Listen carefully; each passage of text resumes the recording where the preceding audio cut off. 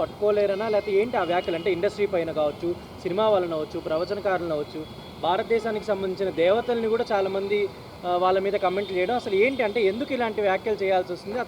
అతను ఏమైనా అండా లేకపోతే అతను ఎవరు చేయలేరనా? ఇండియాకి ఎవరు అతను తప్పించలేరనా?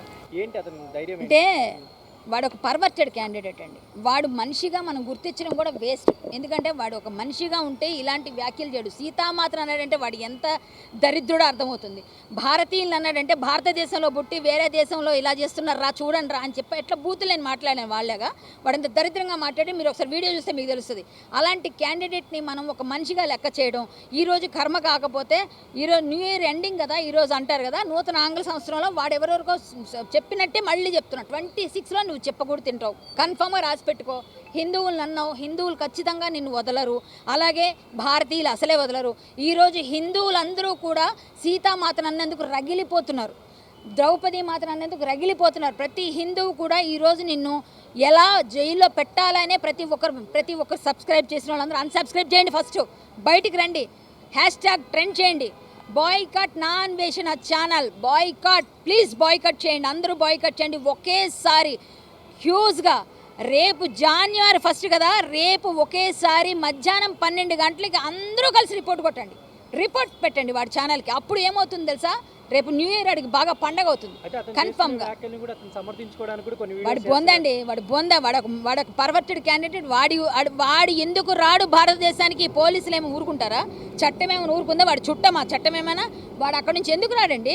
రప్పిస్తారు ఖచ్చితంగా. చట్టం ఇక్కడికి రప్పించే విధంగా ఇవాళ చెప్పారు కదా, లుకౌట్ నోటీసులు ఇస్తామంటున్నారు. ఇంతకన్నా ఏముంది? ఎక్కడ దొరికితే పట్టుకుంటారు ఇప్పుడు వాడిని. వాడు థాయిలాండ్లో ఉంటాడా, అమెరికాలో ఉంటాడా, ఆస్ట్రేలియాలో ఉంటాడా, ఎక్కడ ఉంటాడో మాకు అనవసరం. కన్ఫామ్గా వాడికి లుకౌట్ నోటీసులు అయితే ఇస్తారు. ఈ లుకౌట్ నోటీసులు ఇచ్చిన వెంటనే వాడిని పట్టుకుంటారు. ఇంకా ఆల్టర్ అవుతాయండి సెక్షన్స్ కూడా. చేస్తామండి మేము బండి సంజయ్ గారు ఫారిన్ అఫైర్స్ దానిలో ఉన్నారు కదా, ఆయన ఉన్నారు కదా. నేను బండి సంజయ్ గారిని కలుస్తాను, అలాగే మేము కిషన్ రెడ్డి గారిని కలుస్తాము, మేము కేంద్రానికి వినతి పత్రం ఇస్తాము, పాస్పోర్ట్ అథారిటీకి కూడా పెడతామండి. ఇవన్నీ చూపించి అలాగే యూట్యూబ్కి కూడా ఇస్తాం. నేనైతే చాలా సీరియస్గా, ఎందుకంటే నేను ఒక హిందువుగా, ఒక భారతీయ నారీగా వాడు మాట్లాడి ఎవడి పడితే వాడు యూట్యూబర్ అనుకుంటూ ఇష్టం వచ్చినట్టుగా స్వేచ్ఛ ఉందని ఏది పడితే ప్రవచనకారులు, మన భారతీయులు, హిందువులు, దేవీ దేవతలు ఏవి లెక్కలేదా? అసలు మనం ఎక్కడున్నామండి? మనం మనుషులమా లేకపోతే ఇంకేమన్నా? వాడు ఏ జాతికి పుట్టాడు నాకు అర్థం కావట్లేదు. అనకూడదు కానీ చెప్తున్నా, అవి కూడా సిగ్గుపడతాయి వాడి గురించి మాట్లాడితే. నిజంగా అంత విశ్వాసం ఉన్నవి కూడా ఉన్నాయి జంతువులు. ఆవుని రేప్ చేశారంట హిందువులు, రేపిస్ట్లా, భారతీయులు రేపిస్ట్లా. ఇన్ని లక్షల రేపులు అయ్యాయా భారతదేశంలో? అంటే భారతదేశం గురించి నువ్వు బయట దేశాల్లో ఉండి నువ్వు మాట్లాడతావా? రే కబడ్దార్ నాకు బూతులు వస్తాయి. ఇంకా మరి నాకు అంత కోపం వస్తుంది. 1000 రూపాయలు ఇచ్చి ఒక 14 ఏళ్ళు. ఏ దేశమైనా మైనరేనండి. భారతదేశంలోనే కాదు, ఈ ప్రపంచ దేశాలు ఎక్కడ మైనర్ని అలా అనుభవించాలని లేదు. ఇప్పుడు దీని మీదైనా సరే వాడికి అక్కడ నోటీసులు ఇప్పించి ఇవన్నీ రాస్తే కన్ఫామ్గా వాడు శిక్షార్హుడే. అయినా చిన్న పిల్లలు వాడు అట్రాక్ట్ అవుతుంది దేనికంటే బూతులకి. ఆ బూతులు మాట్లాడి చిన్న యువతను పాడు చేస్తున్నాం. ఇలా మాట్లాడండి రా నేర్పిస్తున్నాం, ఇలా అనుభవించండి రా చూపిస్తున్నాం. వెధవ నీకు శిక్ష పడకపోతే నిజంగా భారతీయులు అందరి మీద 120 కోట్ల భారతీయులను ఒట్టుబెట్టి చెప్తున్నా, ఇంతమంది హిందువులు సాక్షిగా చెప్తున్నా, మేము వదలమండి, సంఘాలు వదలం. నేను అసలు ఒక భారతీయ స్త్రీగా, ఒక బీజేపీ నాయకురాలుగా నేను ఫైట్ చేయట్లేదండి, ఒక హిందూ స్త్రీగా ఫైట్ చేస్తున్నా.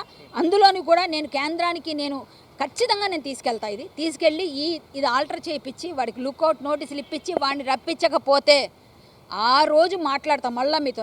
వాడు రావాలి, వస్తాడు. నాకు పోలీసులు అయితే ఖచ్చితంగా ఇంతవరకు ఎఫ్ఐఆర్ ఎక్కడ కాలేదు, ఓన్లీ కంప్లైంట్స్ వెళ్ళాయి. ఇంకా ఎఫ్ఐఆర్లు కూడా చేయండి. ఇందులో ఉన్న సారాంశం మా దగ్గర ఉంది. కావాలంటే ఎవరైనా అభ్యర్థిస్తే మేము అందరం పెట్టేస్తాము, ఎవరికి కావాలన్నా.